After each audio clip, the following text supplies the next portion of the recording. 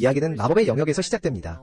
9종족이 같은 세상을 공유하는 곳 엘프와 악마 종족 다크 엘프, 드워프스인, 온리, 조켄타우로스, 드래곤업 그리고 마지막으로 인간, 그중 한 명은 라이트라는 이름의 젊은 모험가입니다. 가족을 가난에서 벗어나게 하고 싶어 라이트는 고향의 작별을 고하고 여정에 나섭니다.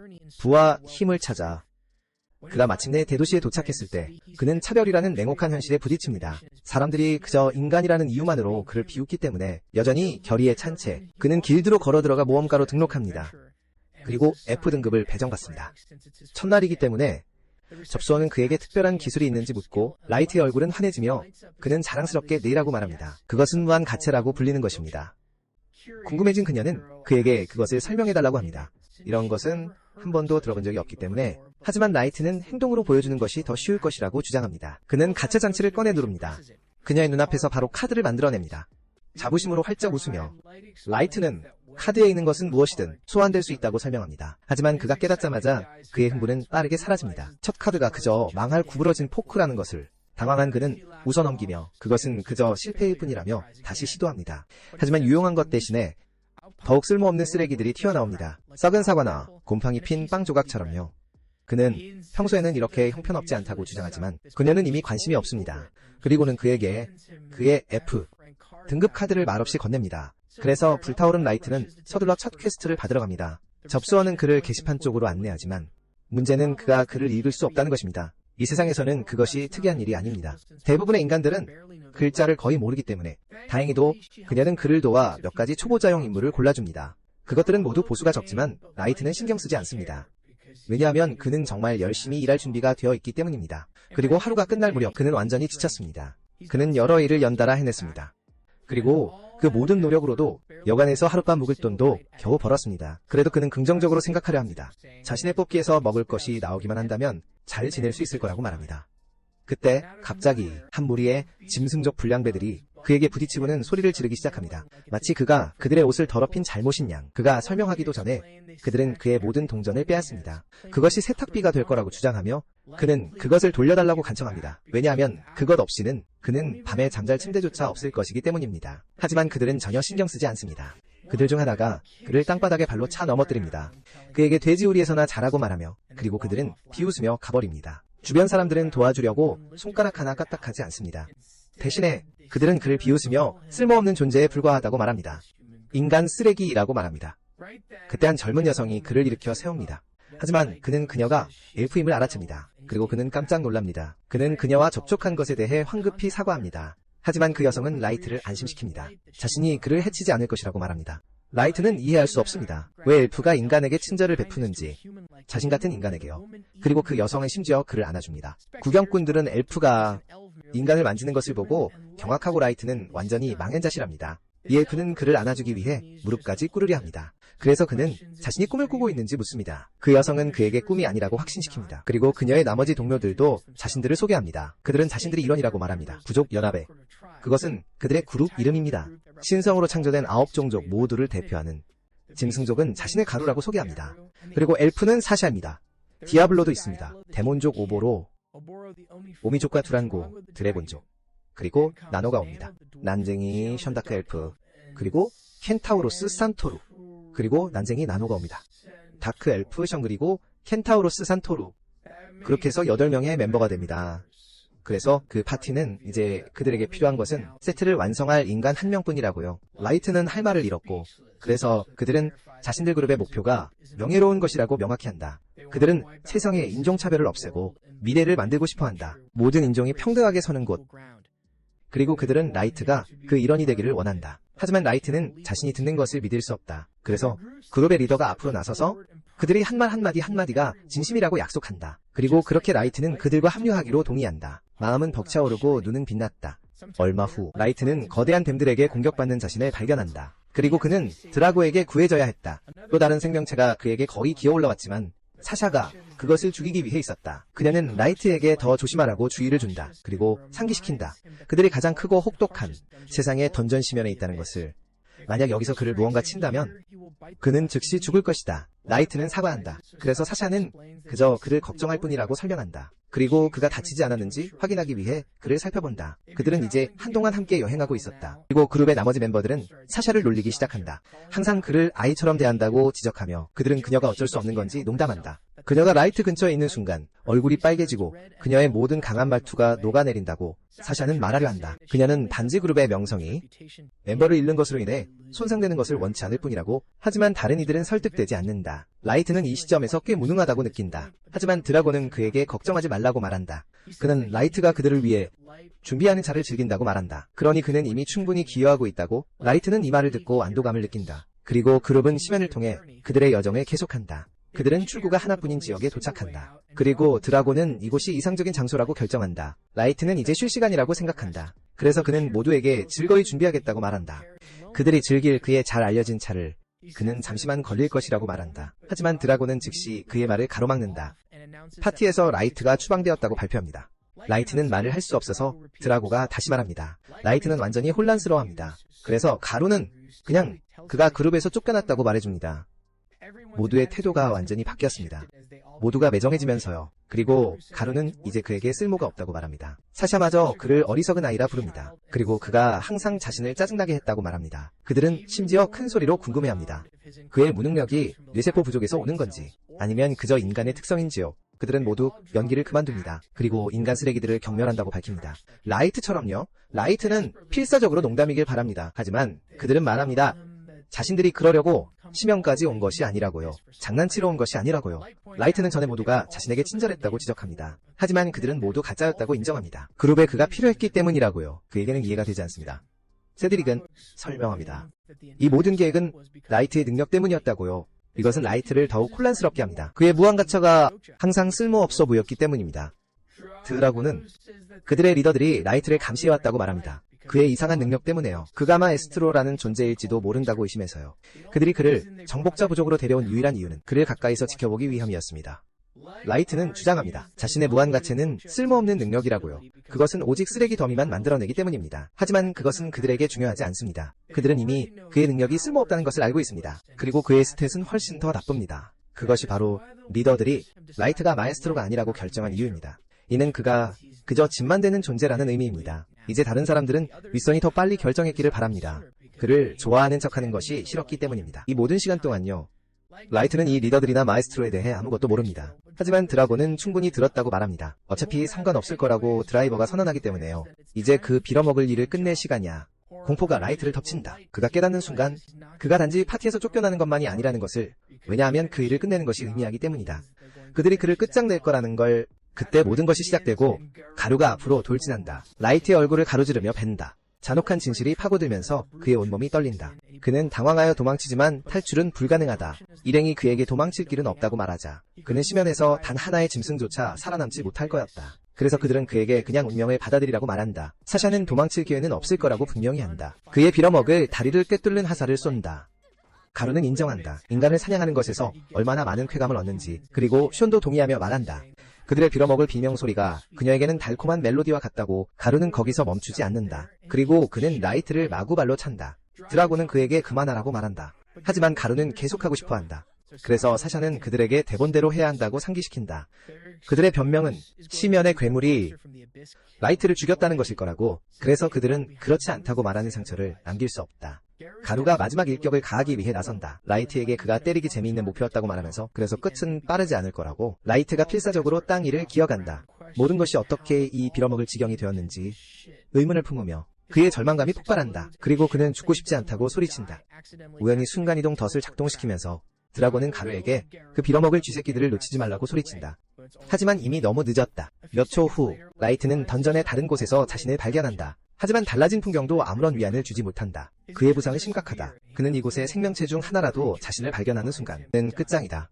그가 생각할 수 있는 건 오직 가족뿐이다. 무엇이 이렇게 만들었는지 생각한다. 다른 사람들은 그를 친절하게 대해주었었다. 그리고 그들은 전우처럼 되어가고 있다고 생각했다. 그들이 나눴던 모든 것들 후에. 하지만 현실은 잔혹했고 우정은 가짜였다. 그리고 그를 부수는 것을 즐겼다. 그들은 그가 죽는 것을 볼 생각에 환호했다. 그리고 그들은 얼굴에 비웃음을 띠고 그렇게 할 계획이었다. 라이트의 비통함은 빠르게 분노로 불타오른다. 그리고 그는 이제 그들 모두를 경멸한다. 그래서 그는 그들을 전멸시키겠다고 맹세한다. 그 분노가 그의 안에 불을 지핀다. 그리고 그의 복수심은 그를 쓰러지게 두지 않는다. 그는 그들이 대가를 치를 것이라고 맹세한다. 그리고 그는 그들 모두를 갈기갈기 찢어놓을 것이다. 그리고 달콤한 복수를 할 것이다. 하지만 한 생명체가 나타나면서 상황은 더욱 나빠진다. 그리고 라이트는 레벨 1000의 생명체를 보고 눈이 휘둥그레진다. 그것은 존재해서는 안 되는 것이었다. 왜냐하면 그런 짐승들은 신화에나 나오는 것이기 때문이다. 그때 라이트는 끔찍한 진실을 깨닫는다. 그가 심연의 가장 밑바닥까지 내몰렸다는 것을. 스스로도 도저히 도망칠 가능성이 없다. 괴물이 다가오지만 라이트는 죽음을 거부한다. 복수를 하기 전에는 라이트가 저항조차 시도할 수 있는 것은 무제한 가채뿐이기에 그는 그것을 활성화한다. 라이트는 무제한 가채를 계속해서 발동시킨다. 말없이 기적을 간청하며 그는 항복하지 않을 것이다. 왜냐하면 그는 자신을 배신한 자들을 파멸시켜야 하기 때문이다. 어떤 대가를 치르더라도. 그리고 그가 소중히 여기는 가족에게 돌아가야 하기 때문이다. 그리고 운 좋게도 라이트의 끈기가 성공한다. 그리고 그의 가채는 눈부신 광채로 타오른다. 전례 없이 괴물이 공격한다. 하지만 이미 너무 늦었다. 라이트의 가채가 새로운 카드를 생산해내는 순간 한 목소리가 아무것도 그 주인을 해칠 수 없다고 선언한다. 그리고 한 메이든이 현신한다. 레벨 1000의 생명체를 완전히 소멸시키며 이 강력한 소녀는 자신이 일으킨 잔해를 치운다. 그리고 놀랍게도 라이트 앞에 무릎을 꿇는다. 그녀는 그를 치료하고 그렇게 한 것에 대해 빠르게 사과한다. 그의 허락을 구하지 않고 먼저 이렇게 말하며 그의 잘생긴 얼굴과 고운 진주 같은 피부가 그런 끔찍한 부상으로 훼손된다면 부끄러울 것이라고. 라이트는 그녀가 자신에 대해 이렇게 말하는 것을 듣고 놀란다. 그리고 더욱 충격을 받는다. 그녀가 모든 상처를 치유했다는 것을 깨닫고서 소녀는 그에게 이름을 알려달라고 청한다. 그의 고운 목소리로. 그래서 라이트는 그녀에게 자신이 누구인지 말해준다. 소녀는 그를 마스터 라이트라고 부른다. 그리고 선언한다. 자신의 존재를 그를 섬기는 데 바칠 것이라고. 그것은 메이드의 명예로운 맹세이다. 그리고 그녀는 그에게 절대적인 충성을 맹세합니다. 망설임 없이 자연스럽게 말이죠.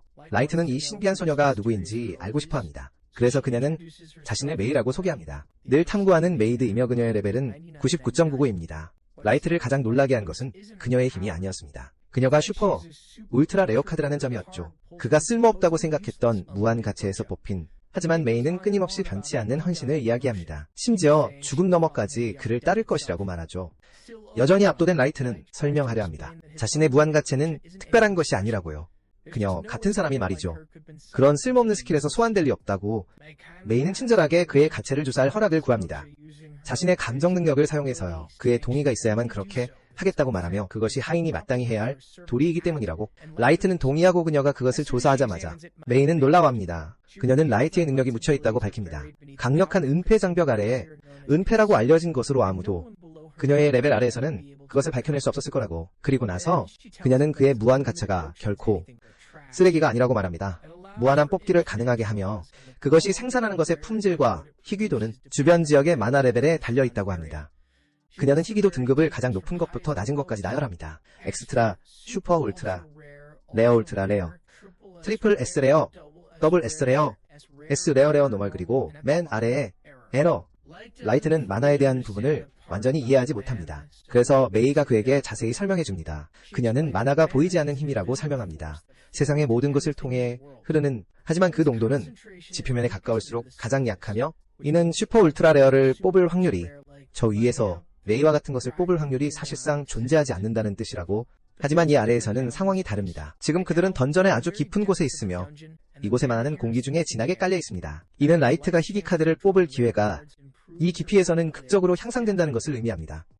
메이는 무엇이 그를 이곳으로 이끌었는지 모르지만 그녀는 그의 용기를 칭찬합니다. 이렇게 깊은 곳까지 모험을 감행한 것에 대해 그의 무한 가치의 완전한 힘을 해방하기 위해서 말이죠. 라이는 그러나 자신이 어떤 영웅인 척하는 것을 거부한다. 그는 인정한다. 자신 혼자서는 여기까지 오지 못했을 것이라고. 그는 자신의 옛 동료들이 자신을 배신한 방법을 설명한다. 그들이 그를 배고흠씬 두들겨 패고 화살로 꿰뚫고 죽게 내버려뒀는지. 그가 말하는 동안 기억들이 그를 압도한다. 눈물이 흐르지만 분노 또한 치밀어 오른다. 그리고 그는 맹세한다. 결코 쉬지 않을 것이라고.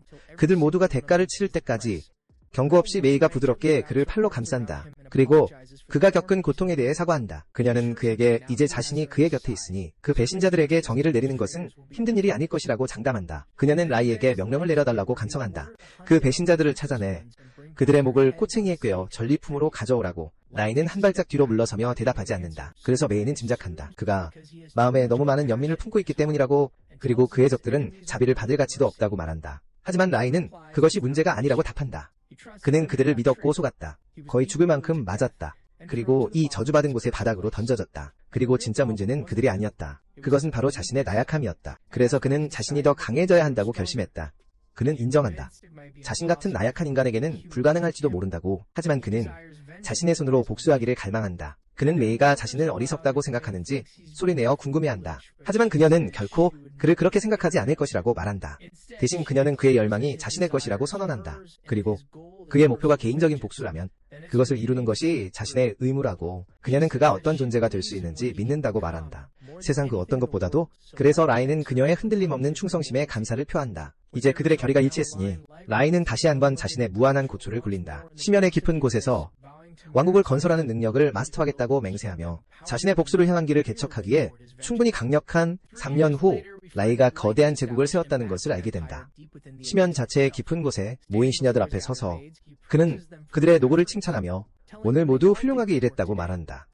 They respond in unison, thanking their beloved Master Light. Every single one of them is completely infatuated with him, whispering to each other that they must have spent all their lives luck just to be near him. One overly enthusiastic maid even goes as far as to wish she could get a sniff of his feet. Their obsession quickly gets out of hand, and they, clearly irritated, asks Light for permission to discipline them. But Light waves are off with a smile, saying it is fine, or simply devoted to him, and he lets their behavior slide.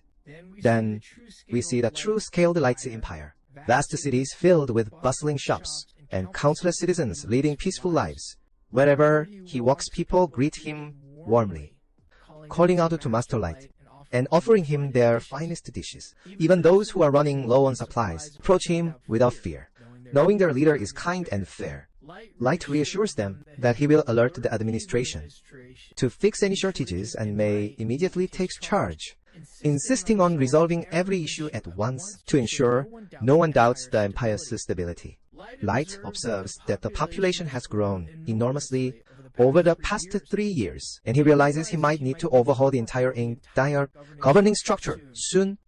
His next concern is the status of his elite warriors. Each one is summoned from level 99 super ultra rare cards. My reports that they are all currently out on missions. Aoyaki, for instance, is mapping the outer perimeter of the abyss, a region crawling with dangerous creatures. But Light is not worried, because he is confident that a genius beast tamer like her can handle anything out there. Next is Ellie, who is being hard at work, developing new forms of magic, aligned with Light's grand vision. He knows he's given her a lot to handle, and hopes she's not pushing herself too hard to meet his expectations. Then there is 나주나, 성 안을 평소처럼 순찰하고 있는, 그녀는 근접 전투에 특화되어 있어 이상적인 보디가드라고 할 수 있죠. 마이는 인정합니다. 나즈나가 일행 중 가장 똑똑한 건 아니지만 곁에 있으면 가장 즐거운 사람이죠. 다시 성 안으로 돌아온 미그로스는 누군가 라이트의 방 밖에서 기다리고 있는 것을 발견하고 짜증을 냅니다. 그게 바로 잭이었습니다. 레벨 77의 전사주. 마이는 그에게 너무 격이 없게 군다며 꾸짖고 라이트님께 합당한 존경을 표하라고 상기시킵니다. 하지만 라이트는 그녀의 걱정을 일축하며 괜찮다고 말합니다. 신경 쓰지 않는다고요. 그는 항상 잭을 친형처럼 생각하기 때문이죠. 두 남자는 진지한 훈련을 위해 밖으로 나갑니다. 그리고 라이트는 오늘 봐주는 건 없을 거라고 경고합니다. 그는 장갑을 벗어던졌다고 선언하며 즉시 번개처럼 빠른 주먹을 날립니다. 잭의 배를 향해서요. 잭은 분명히 감명받아 뒤로 비틀거립니다. 하지만 결국에는 웃어넘깁니다. 왜냐하면 그를 철혈해 바리케이드라고 부르는 데는 이유가 있으니까요. 라이트의 공격은 다른 누구라도 쓰러뜨렸을 공격이었지만 잭은 요새처럼 단단합니다. 그들의 스파링이 뜨거워지는 동안 우리는 나즈나가 성안을 순찰하는 모습으로 전환됩니다. 그녀는 다른 하녀들에게 자랑스럽게 알립니다. 자신이 직접적인 임무를 수행 중이라고요. 라이트님으로부터 받은 매우 중요한 순찰 임무 말이죠. 하녀들은 그녀에게 칭찬을 쏟아냈습니다. 그녀 같은 사람이 자신들을 지켜봐주니 더 안전하다고 느낀다고요.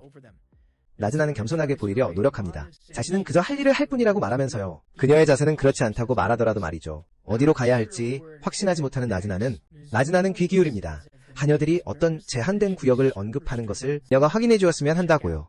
그 구역은 다름 아닌 라이트의 침실로 밝혀집니다. 마이는 나즈나가 왜 그곳을 두드리는지 의아해합니다. 나즈나는 그저 방을 검사할 계획이라고 말합니다. 하지만 마이는 침착하게 그녀에게 말합니다. 라이트의 거처는 이미 철저히 경비되고 있다고요. 하지만 나즈나는 반격합니다. 라이트가 지금 집에 없다는 점을 지적하면서요. 그리고 메이가 안에서 뭘 하는지 더 수상하게 생각한다. 메이는 그저 바쁘게 움직일 뿐이라고 재빨리 주장한다. 모든 부지런한 하녀들이 그래야 하듯이 말이다. 하지만 나즈나는 어깨를 으쓱하며 안으로 들어간다. 일단 안에 들어오자 나즈나는 주변을 관찰하기 시작한다. 뭔가 이상하다. 침대가 분명 흐트러져 있다. 마치 누군가가 그 위에서 뒹굴었던 것처럼 말이다. 더 이상한 것은 베개에 자국이 있다는 것이다. 마치 누군가가 누워있다가 다리를 차고 킁킁거린 것처럼 말이다. 메이는 움찔하지 않고 침착하게 말한다. 이것은 자신의 특수 침대 정리 기술의 일부라고 말이다. 그녀는 그것이 공유해서는 안 되는 최고 기밀 방법이라고 주장한다. 나즈나는 완전히 납득하고는 감탄하며 숨을 들이쉰다. 그녀는 메이의 놀라운 기술을 칭찬한다. 그리고 그녀가 진정으로 자신의 위치에 합당하다고 말한다. 라이트의 첫 소환수로서 말이다. 하지만 나즈나는 빈손으로 오지 않았다. 그녀는 다른 하녀들로부터 온 메시지도 전달한다. 그들은 메이에게 질렸다. 라이트의 방접근을 독점하는 것에 대해 말이다. 쪽지에는 하녀들이 공정한 청소 권리를 요구한다고 쓰여있다. 그리고 심지어 공식 청원서가 이미 메이를 해임하기 위해 제출되었다고 한다. 수석 하녀 자리에서 말이다. 그들은 그녀를 독재로 고발하며 편지를 끝낸다. 상어 망했네. 나즈나는 자신이 할 수 있는 한도 없겠다고 제안한다. 하지만 메이는 정중히 거절한다. 이 반란을 직접 처리하는 것이 자신의 일이라고 말하며 말이다. 그녀는 나즈나에게 메시지를 전달해준 것에 대해 감사한다. 그리고 심지어 팁까지 건넨다. 이는 나즈나를 기쁨으로 활짝 웃게 한다. 나즈나는 즉시 자신의 보상금을 펑펑 쓰기 위해 달려간다. 막 재고를 채워넣은 지역 노점상으로 말이다. 신선하고 거부할 수 없는 간식들로 가득한 곳으로 말이다. 그녀는 평범한 것에 자신의 동전을 낭비하기를 거부한다. 왜냐하면 그녀의 위장이 진정으로 갈망하는 것은 그 영광스러운 우유 팬케이크 샌드위치이기 때문이다. 주저없이 그녀는 간식을 입에 밀어넣는다. 완전히 맛의 천국에 빠져서 말이다. 그리고 그때 그녀는 오유키를 우연히 마주친다. 성 안에서 말이다. 혼란스러워하며 나즈나는 오유키가 왜 이렇게 빨리 돌아왔는지 묻는다. 왜냐하면 그녀는 숲을 탐험하고 있어야 했기 때문이다. 늘 그랬듯이 심연의 경계를 말이다. 오유키는 일련의 고양이 울음소리로 대답한다. 불행히도 그녀에게는 나즈나는 라이트처럼 메이를 말하지 않는다. 자신의 총명함에 늘 자신만만한 나즈나는 그녀의 수수께끼 같은 말을 해석하려 하지만 그녀의 추측은 완전히 빗나갑니다. 먼저 그녀는 묻습니다. 오유키가 도움이 필요한지 수색 경로를 개척하기 위해 나무를 베는데. 하지만 대답은 분명히 아니오입니다. 그러자 그녀는 궁금해합니다. 오유키가 어떤 종류의 괴물과 마주쳤을지 감당하기 너무 힘든 괴물 말입니다. 그것도 아닙니다. 나즈나는 결국 인정합니다. 오유키가 자신보다 먼저 소환되었지만 여전히 더 나이가 많고 강해 보인다는 것을요. 그래서 완전한 자신감으로 그녀는 오유키에게 만약 곤경에 처하면 자신에게 의지해도 좋다고 말합니다. 추측게임에 지친 오유키는 마침내 연기를 그만두고 평범하게 말합니다. 그녀는 설명합니다. 임무를 아무 문제 없이 완수했으며 단 한 번의 위협도 마주치지 않았고 돌아온 것은 완성된 지도에 자신의 몫을 전달하기 위함이라고요. 다시 성 안으로 돌아와 나즈나는 자부심을 느끼며 순찰을 마칩니다. 하지만 그녀는 조금 우울합니다. 하루 종일 라이트님을 보지 못해서요. 그녀는 혼자임을 확인한 후 살금살금 다가가 라이트의 웅장한 왕좌에 오릅니다. 그녀는 그가 얼마나 아무렇지도 않게 멋져 보이는지 생각합니다. 그곳에 앉을 때마다 그리고 그가 지금 여기에 있기를 조용히 바랍니다. 하지만 그녀의 환상은 갑자기 산산조각 납니다. 그녀가 실수로 왕좌의 천사 날개 조각을 부러뜨리면서요. 완전히 당황한 그녀는 부러진 조각을 다시 붙이고 그것이 붙어있기를 바랍니다. 그리고는 전력 질주로 방을 뛰쳐나갑니다.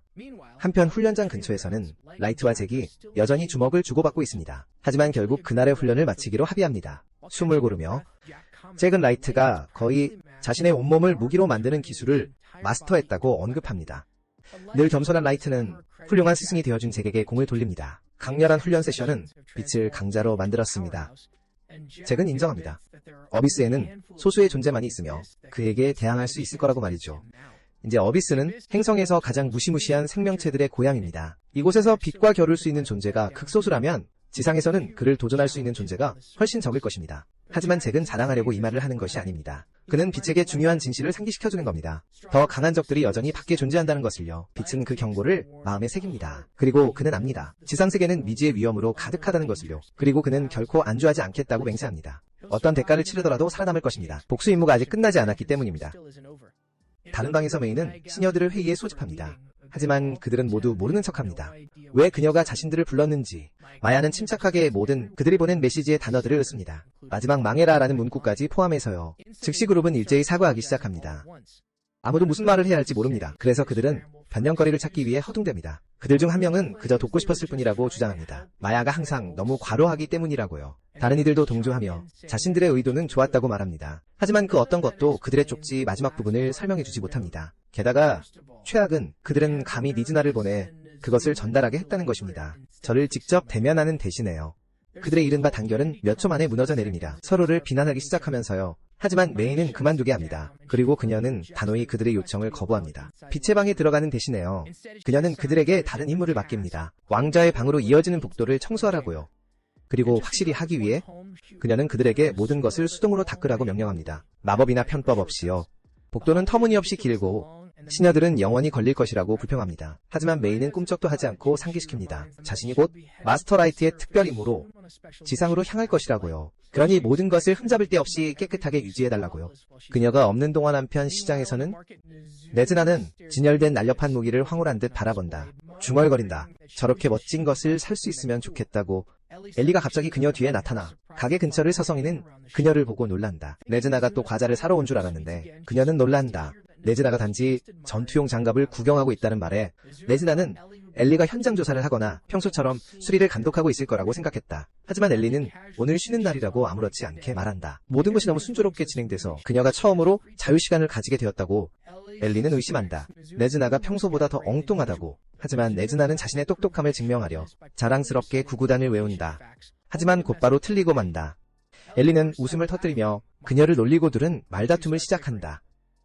엘리는 우쭐대며 라이트가 자신에게 높은 수준의 업무를 맡긴다고 지적한다. 복수를 위한 그의 마스터 플랜의 중요한 업무라고. 미즈나의 귀엽고 작은 뇌와는 다르다고. 레즈나는 자신의 순찰도 중요하다고 받아친다. 엘리가 별거 아니라는 듯 손을 휘젓자. 그러자 엘리는 밝힌다. 방금 라이트와 차를 마셨다고. 전략적인 문제들을 논의하기 위해 그녀는 레즈나를 놀리며 다음번에는 자신이 그들의 회의를 위해 개인실을 예약할 수도 있다고 말한다. 레즈나는 즉시 질투를 느낀다. 대화 내용 때문이 아니라 차 때문에 그녀도 라이트와 차를 마시고 싶어 안달이다.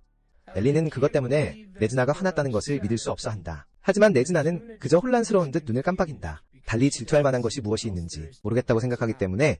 그래서 엘리는 말한다. 훨씬 더 질투할 만한 것이 있다고. 그녀의 마음에 불을 지펴야 할 어떤 것이라고. 하지만 레즈나는 그 순간을 완전히 오해하고 엘리가 마법에 대해 이야기한다고 생각한다. 그리고 즉시 그녀를 지지하겠다고 나선다. 엘리가 걱정하고 있을지도 모른다고 생각하며 주문 없이 싸울 수 없다는 것에 대해 어느 날, 그리고 만약 그런 일이 생긴다면 그녀를 지켜주겠다고 약속합니다. 말문이 막힌 엘리는 한숨을 쉬며 말합니다. 물론 그녀의 제안을 받아들이겠다고요. 레즈나는 평소처럼 행복하게 뛰어갑니다. 순찰을 다시 시작할 준비를 하면서요. 엘리는 그녀가 가는 것을 보며 속으로 생각합니다. 정말 레즈나 같은 사람은 없다고요. 성 안 다른 곳에서는 4명의 하녀들이 어떻게 자신들이 곤경에 처했는지 불평합니다. 자신들이 생각하기에 감독관에 대한 완벽하게 타당한 불만이 있었음에도 불구하고 말이죠. 문제는 그녀가 감독관이고 메이는 사실상 건드릴 수 없다는 것입니다. 그녀에게 맞서 행동할 힘이 없어 그들은 모두 시무룩해합니다. 자신들이 그 사람이었다면 얼마나 좋았을지 꿈꾸면서 말이죠. 라이트님 방을 청소하는 사람이요. 대화는 빠르게 빗나갑니다. 그들 중 한 명이 말하길 그의 침대 시트에 얼굴 전체를 파묻고 싶다고요. 평소처럼 그의 향기를 맡기 위해서요. 항상 모든 일을 지나치게 하는 소녀는 선을 훨씬 넘어서 그가 사용했던 모든 식기를 핫고 싶다고 말합니다. 다른 사람들은 즉시 그녀를 변태라고 부릅니다. 하지만 잠시 망설인 후 그들 모두는 자신들도 아마 똑같이 할 것이라고 어쩌게 인정합니다. 그들의 생각은 메이의 선임 여직원 위치로 향했습니다. 왜냐하면 결국 그녀가 라이트가 처음으로 소환한 사람이었기 때문이죠. 오유키가 나타난 것은 석 달 후였습니다. 그리고 그들은 상상하는 것을 멈출 수 없습니다. 라이트와 메이 사이에 무슨 일이 일어났을지. 그 시간 동안 말이죠. 그리고 그들의 상상은 통제불능으로 치닫습니다. 라이트는 순수하고 천진난만하며 때로는 완전히 눈치 없는 아이입니다.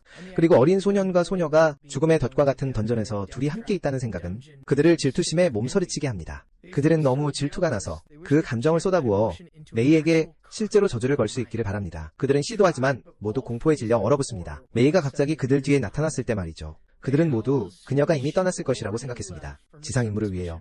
하지만 분명히 아니었습니다. 메이는 그들에게 자신들이 주문을 외우는 소리를 들었다고 말합니다. 계속 죽임을 당했고 해명을 요구하러 온 것입니다. 소녀들은 즉시 태도를 바꿉니다. 그저 충성스러운 부하인 척하며 말이죠. 하지만 메이는 조금도 속지 않습니다. 결국 그들은 고백합니다. 자신들의 질투심이 앞섰음을 인정하면서요. 그들이 정말 불만인 것은 메이가 너무나도 많은 시간을 라이트와 단둘이 보낼 수 있었다는 사실입니다. 라이트가 그들에게 말합니다. 무슨 일이 있었는지 말해줄 의무는 없지만 그 3달 동안에 말이죠. 하지만 자비로운 마음이 들어서 그녀는 그들의 요구를 들어주겠다고 합니다. 그녀는 그 시간 동안에 라이트는 단 한순간도 낭만적이거나 의심스러운 짓을 하지 않았다고 밝힙니다. 그는 공부에 몰두했습니다. 찾을 수 있는 모든 책을 탐독하면서요. 멈추지 않고 무술을 연습했습니다. 왜냐하면 그는 강해지려는 목표에 완전히 사로잡혀 있었기 때문입니다.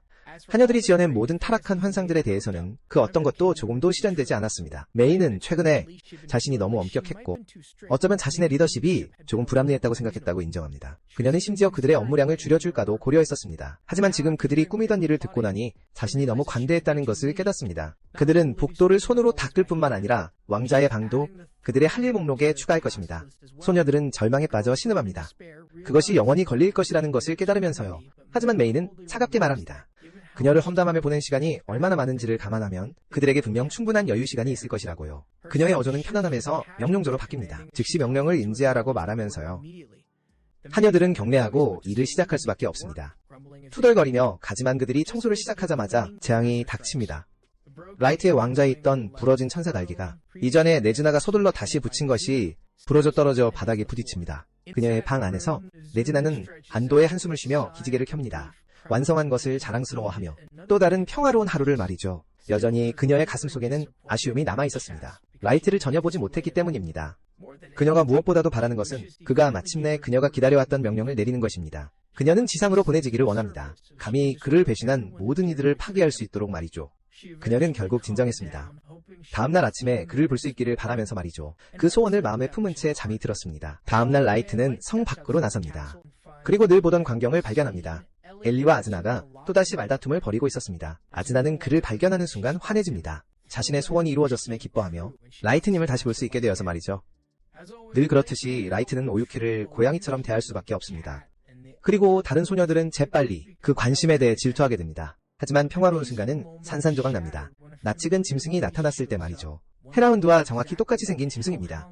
라이트가 심연에 떨어졌을 때 처음 마주했던 헬라운드 말이죠. 심지어 지금도 라이트는 그것을 보자마자 몸이 경직되는 것을 느낍니다.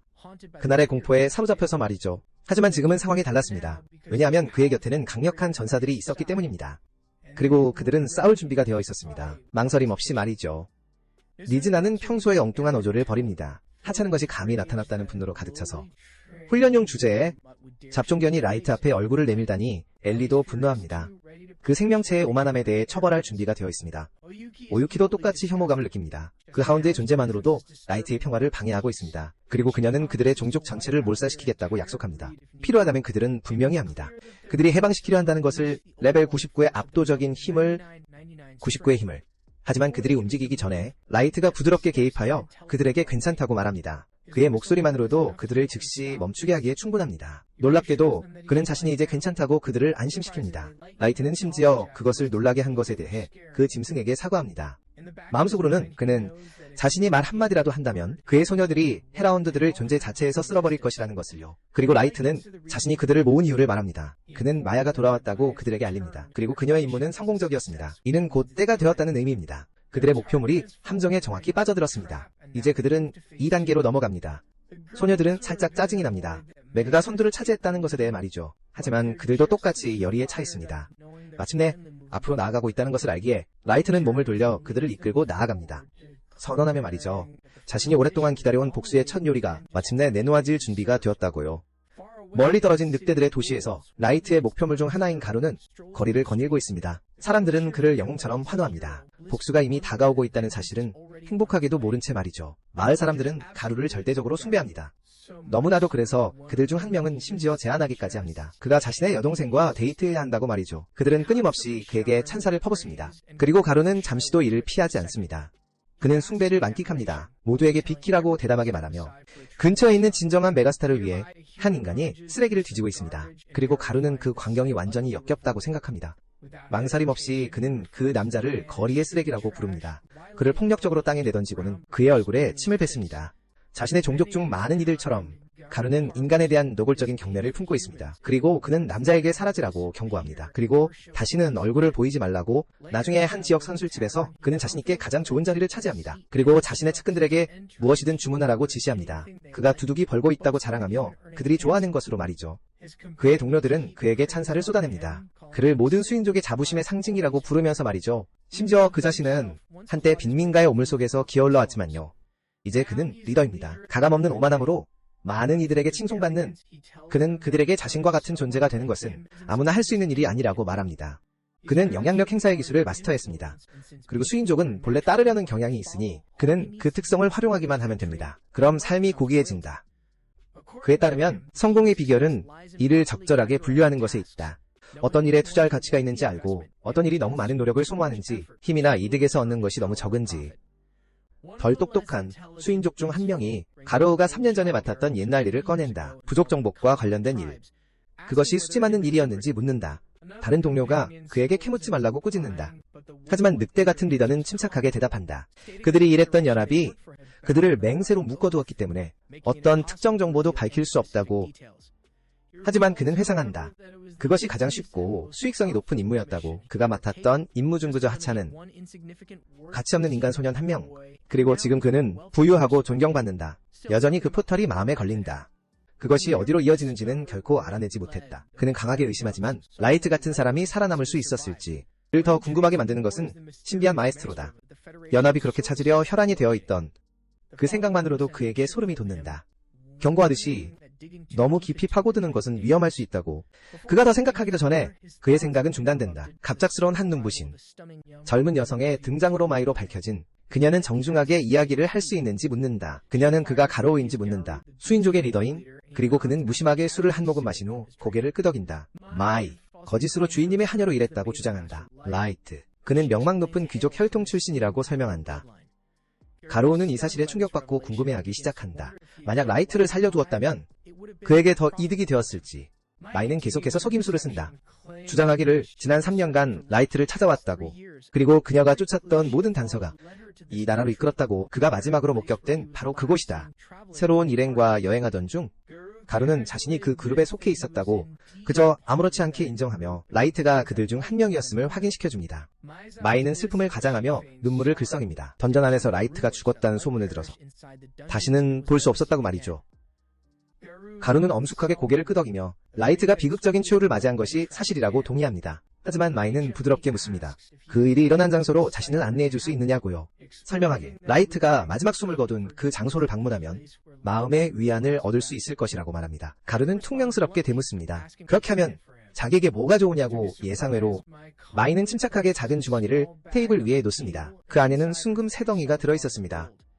그의 동료들은 놀라움의 말을 잃고 눈을 휘둥그레 뜹니다. 하지만 가루는 아무렇지 않은 표정을 유지한 채 머릿속으로 빠르게 생각합니다. 이것이 함정일까 아니면 이 여자가 정말로 원하는 것은 단지 안내인 뿐일까 하고요. 던전 깊숙한 곳으로 말이죠. 하지만 잠시 생각한 끝에 그는 거래를 받아들이기로 합니다. 그의 생각에 연약한 인간 여자는 자신의 힘을 가진 이에게 아무런 위협도 되지 않습니다. 그녀는 자신의 털 한 가닥조차 건드리지 못할 것이고 하물며 해를 입히기는커녕 말이죠. 가루는 결국 그녀를 던전으로 이끌고 갑니다. 충성스러운 추종자들과 함께 말이죠. 축축한 터널을 몇 시간 동안 걸어간 후 그는 그녀에게 괜찮은지 묻기 위해 돌아봅니다. 마야는 눈에 띄게 지쳐 보였지만 희미한 미소를 지으며 계속할 수 있다고 주장합니다. 가루는 속으로 비웃습니다. 운은 항상 자신에게 유리하게 돌아가는 것 같다고 생각하면서 말이죠. 그는 도착하면 그녀의 금을 빼앗고 그리고 그 자리에서 그녀를 더럽힐 계획입니다. 그녀가 애도하는 남자의 무덤 위에서 말이죠. 마침내 그들은 동굴에 도착합니다. 라이트가 한때 버려져 죽어갔던 곳이죠. 가로우는 앞을 가리키며 주장합니다. 이곳이 라이트가 불행한 운명을 맞이한 장소라고요. 그는 괴물 무리에 대한 거짓 이야기를 꾸며냅니다. 라이트가 도망칠 시간도 없이 밀쳐졌고 산산조각 난 후 텔레포트 함정을 발동시켰으며 다시는 볼 수 없게 되었다고 말입니다. 마이크는 무릎을 꿇고 쓰러진다. 눈물이 얼굴을 타고 흐른다. 가루의 생각은 잔인해지고 인간이 얼마나 한심한지 비웃는다. 너무나 연약하고 위험을 모르는 존재. 위험이 다가오는데도 그의 부하들은 은밀히 퍼져나가 원을 만들고 유일한 탈출구를 봉쇄한다. 그동안 가루는 연기를 계속한다. 라멘에게 라이트를 구하려 했지만 실패했다고 가장하며 공격을 준비한다. 마야의 어조가 갑자기 바뀐다. 그녀의 목소리는 단호해지며 선언한다. 세상에 존재하는 가장 타락한 존재들만이 라이트처럼 순수한 마음을 가진 이를 속여 더러운 던전으로 유인한 후 배신할 수 있다고. 그녀의 말이 돌벽에 날카롭게 울려 퍼진다. 후회가 담긴 눈으로 주위를 둘러보며 자신이 라이트의 봉사에 조금이라도 더 일찍 합류했더라면 그는 사냥당하지 않았을 것이라고 시인한다. 다리에 총을 맞고 숨도 제대로 쉬지 못할 만큼 맞지 않았을 것이라고. 가루는 즉시 위험을 감지한다. 본능적으로 뒤로 물러난다. 그의 머릿속은 혼란으로 가득 차고 도대체 어떻게 이 여자가 그렇게 구체적인 사실을 아는지. 그의 추종자들은 주위를 둘러본다. 분명히 당황한 채 방금 들은 말의 완전한 의미를 알지 못한 채. 하지만 가루는 더 잘한다. 그 사건을 알고 있을 수 있는 유일한 자들은 부족 연합회의 구성원이거나 국가 엘리트 계층의 고위 인물들이다. 그는 눈을 가늘게 뜨고 그녀가 누구를 위해 일하는지 묻는다. 그녀가 경쟁 부족이 파견한 스파이라고 비난한다. 그녀는 비웃으며 대답한다. 오직 라이트만을 섬긴다고 당당히 선언하며 가루가 이제 자신의 분노와 마주할 것이라고 말한다. 그녀에게서 솟구치는 순수한 에너지가 그에게 전율을 느끼게 한다. 그는 이를 매우 불쾌하게 여긴다. 그는 스스로를 안심시키려 한다. 그녀는 쓸모없는 인간에 불과하며 이용하다 버리기에만 좋을 뿐이라고. 하지만 그녀가 그와 눈을 마주치는 순간 차갑고 거대한 공포가 그를 덮친다. 그의 본능은 진실을 외치고 있다. 이것은 허세가 아니며 만약 그녀와 싸우면 자신은 죽을 것이라고. 마야가 막 공격하려던 찰나 그림자 속에서 침착한 목소리가 들려온다. 그리고 라이트의 목소리가 그녀에게 물러나라고 말한다. 가루는 자기가 직접 처리하겠다고 하면서 가루는 자신이 듣는 것을 믿지 못하며 눈을 크게 뜬다. 하지만 그때 라이트가 앞으로 나와 모습을 드러낸다. 그의 목소리는 거의 태어난 듯하다. 마치 오랜 지인을 맞이하는 것처럼 그는 가루에게 말한다. 3년 전에 빚을 갚으러 왔다고. 갑자기 거들먹거림을 되찾으며 가루는 웃음을 터뜨렸다. 다시는 라이트를 볼 줄 몰랐다고 말하며 그를 한심한 레벨 15 인간이라고 비웃는다. 자기 같은 사람이 레벨 158 레이드 보스에 맞설 수 있을 리 없다고 으스대며 그는 비웃으며 말한다. 라이트가 대체 어떻게 살아남았는지 관심도 없다고. 하지만 이제 마침내 자신의 손으로 그를 처치할 수 있다고. 그리고 그의 시체를 증거로 끌고 돌아갈 수 있다고. 라이트가 나지막이 숨을 내쉬며 가루가 마야가 누구인지 최소한 궁금하지 않냐고 묻는다. 아니면 그녀가 실제로 얼마나 강할지. 가루는 어깨를 으쓱하며 인정한다. 이메이드란 자의 진정한 힘에 대해서는 아무것도 모른다고. 하지만 그는 약해 빠진 하찮은 인간들이 자기들 같은 수인족에게는 결코 미치지 못할 거라고 확신한다. 그의 부하들은 모두 레벨 130 이상이라고 으스댄다. 그리고 압도적인 힘으로 그들을 짓밟을 것이라고. 더 이상 지체하지 않고 그는 공격 신호를 내린다. 그의 부하 2명이 전속력으로 라이트에게 돌진한다. 무기를 뽑아 그를 쓰러뜨릴 준비를 한 채. 하지만 한순간에 마야가 그들을 가로챈다. 그들이 눈을 깜빡이기도 전에 나타나서 그들의 머리는 같은 자리에 깔끔하게 땅에 떨어진다. 그들의 몸은 소리 없이 무너진다. 그녀는 차갑게 경고한다. 라이트를 감히 위협하는 자는 목숨을 잃을 것이라고. 하지만 라이트는 그녀에게 침착하게 물러나 라고 지시한다. 그리고 모든 출구를 막으라고. 이번에는 자신이 직접 좀 즐기고 싶다고 하면서 가루의 부하들은 겁을 먹기 시작한다. 방금 목격한 것을 이해하지 못하고. 하지만 가루는 재빨리 그들을 제자리로 돌리려 한다. 그것을 대수롭지 않게 여기며 그저 싸구려 속임수에 불과하다고. 그녀가 한 것은 아무것도 진짜가 아니라고. 라이트가 그를 바라본다. 그리고 묻습니다. 그가 여전히 인간이 약하다고 솔직히 믿는지, 혹시라도 그의 마음에 스쳐간 적은 없는지. 인류가 그들 모두 중 가장 강력한 종족일지도 모른다고. 가루는 웃음에 잠겨 자신의 레벨을 자랑스럽게 과시하며 마치 그것으로 대화가 끝난다는 듯. 하지만 라이트는 침착하게 응답합니다. 레벨은 그저 숫자에 불과하며 진정한 힘에 관해서는 아무 의미도 없다고요. 가루는 인내심이 끊어져 맹렬한 포효와 함께 그와 그의 부하들 모두가 달려듭니다. 라이트에게 전력을 다해. 하지만 그들의 충격에도 라이트는 움츠러들지 않고 거울 표면처럼 고요히 서 있습니다. 그러더니 순식간에 움직이기 시작하며 모든 공격을 막아내고 각 야수 전사들을 쓰러뜨립니다. 완벽하게 차례대로 하나씩. 그들은 어지럽고 숨이 막힌 채 땅에 쓰러집니다. 라이트는 가루에게 다가가 그에게 다시 인간이 여전히 약하다고 생각하는지 묻습니다. 하지만 가루는 자만에 사로잡혀 이를 갈며 패배를 받아들이려 하지 않습니다. 그는 고통을 뚫고 다시 벌떡 일어섭니다. 그리고 어떤 인간도 자신에게 필적할 수 없다고 외칩니다. 굳게 결심한 채 그는 주머니에서 빛나는 마법 수정을 꺼내 바닥에 내리칩니다. 자신의 소환수를 불러냅니다. 거대한 레벨 500의 늑대 몬스터를요.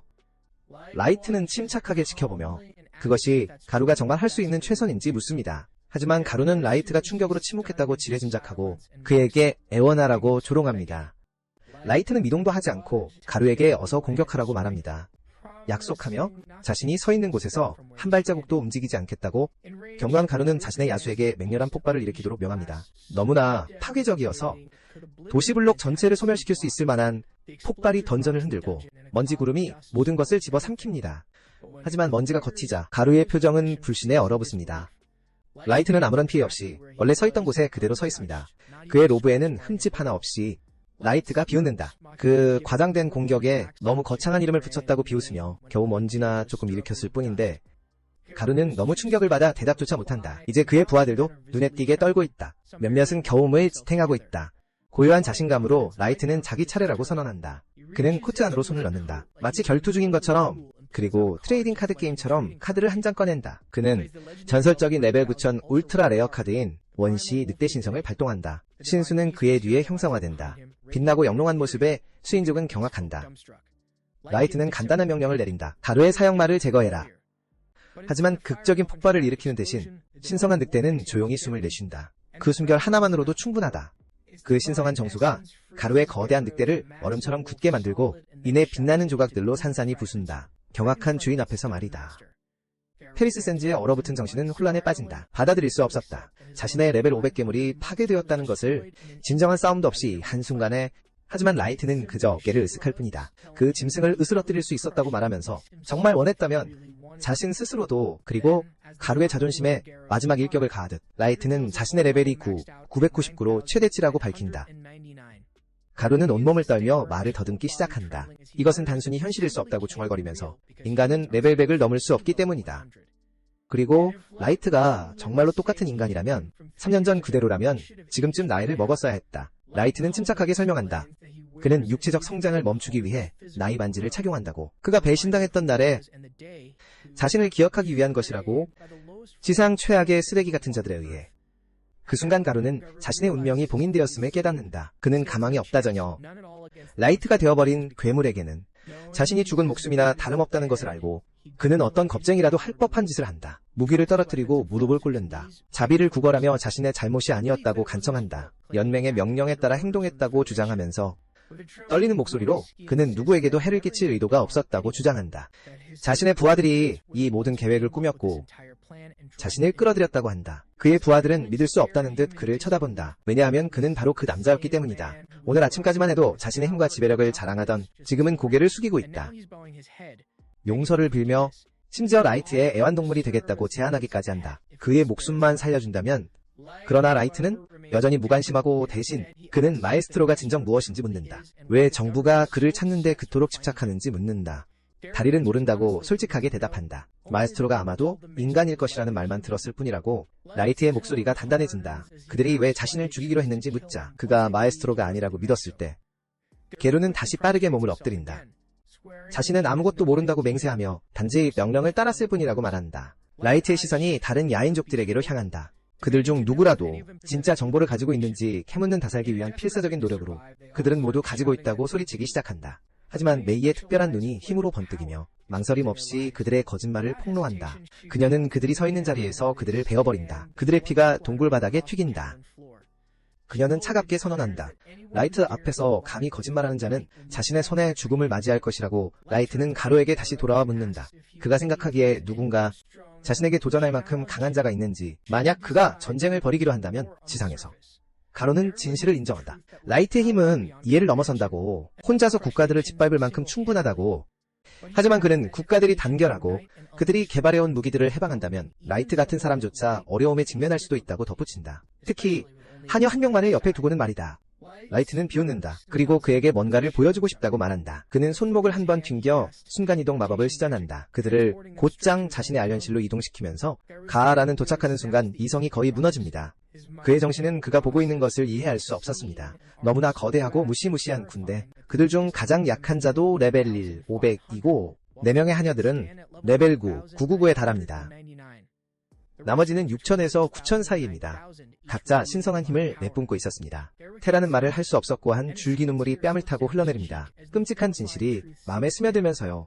라이트는 행성 전체를 지워버릴 수도 있습니다. 눈 깜짝할 사이에 그는 단지 강력한 것이 아니라 그는 살아있는 재앙입니다. 그리고 가루는 그저 떨 수밖에 없습니다.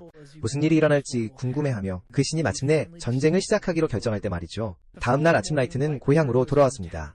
가족과 재회하기를 바라며 그들을 자신의 던전 도시로 데려오려 했습니다. 비극적이게 도그가 도착했을 때쯤에는 남아있는 모든 것은 산산조각 난 잔의 더미와 썩어가는 시신들 뿐이었습니다. 마을은 전멸당한 것으로 보였습니다. 약 6개월 전미상의 공격자들에 의해 생존자는 한 명도 없었습니다. 라이트는 잔해 속을 헤치며 마음을 가라앉히기 시작했습니다. 시신들을 찾아 적어도 사랑하는 이들에게 제대로 된 장례를 치러줄 수 있도록요.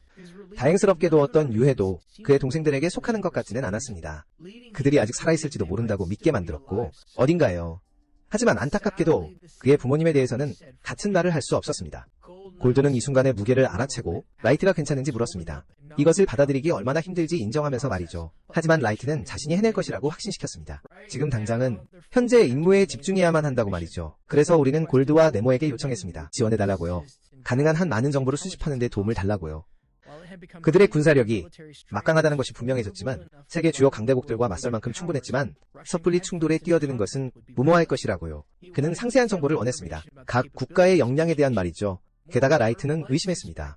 자신의 마을 파괴가 직접적으로 그가 마에스트로라는 소문과 관련이 있다고 말이죠. 그래서 그는 마에스트로가 진정 무엇인지 밝혀내기로 결심했다. 그리고 왜 그런 칭호가 그렇게 많은 유혈 사태를 초래하는지, 그리고 만약 이 모든 황폐화가 소수의 권력에 굶주린 엘리트들이 영향력을 줬은 결과라면 그는 세상을 잿더미로 만들겠다고 맹세했다. 그리고 직접 범인들이 그 여파를 감당하도록 강요할 것이라고. 골드는 라이트의 분노에 공감했다. 하지만 사람들 앞에서 분노를 조절하라고 경고했다. 그가 내뿜는 아우라는 평범한 사람을 쉽게 죽일 수 있었다. 즉시 라이트는 자제력 부족에 대해 사과했다. 그리고 바보의 가면이라는 아이템을 장착했다. 자신의 에너지를 억누르고 신분을 숨기기 위해 부모님의 무덤에서 마지막 경의를 표한 후, 그리고 보호해드리지 못한 것을 조용히 사과하며 그와 골드네모는 출발했다. 다고스 도시로 향했다. 도중에 네모는 호기심에 차서 약간 망설이며 도착하면 라이트가 무엇을 할 생각인지 물었다. 라이트가 대답하기 전에 골드는 그녀에게 충고했다. 그들의 주군을 부르는 방식에 신경 쓰라고. 그들이 지상에 있는 동안, 그리고 라이트는 본명을 사용하는 것이 콘커러와 관련된 자들에게 알릴 수 있다고 설명했다. 그래서 당분간은 임무 동안 다크라는 가명으로 활동할 것이라고. 그리고 네모는 이해하며 고개를 끄덕였다.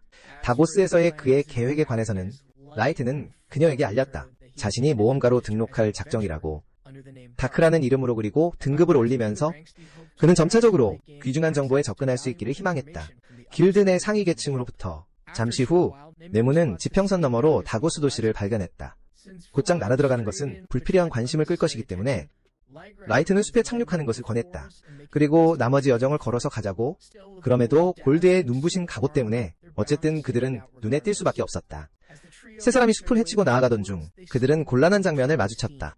한 인간 상인이 드워프 도적단에게 기습 공격을 받고 있었다.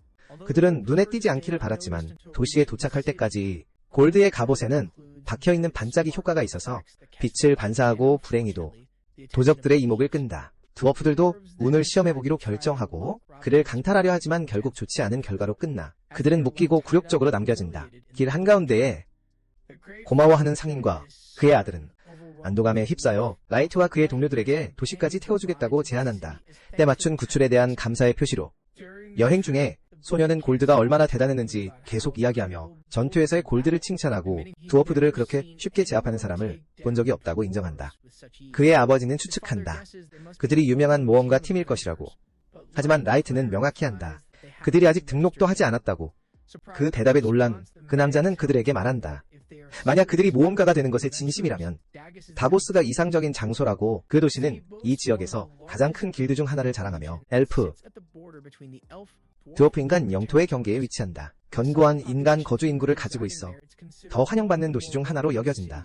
그들의 종족에게는 그는 심지어 성공적인 인간 운영 호텔을 소유하고 있다고 언급하며 숙소가 필요하면 그곳에 머물도록 초대한다. 다고스 외곽에 도착한 지 얼마 지나지 않아 라이트는 콜로넬에게 그들을 성문 앞에 내려달라고 부탁한다. 남은 길은 걸어가기를 선호하기 때문이다.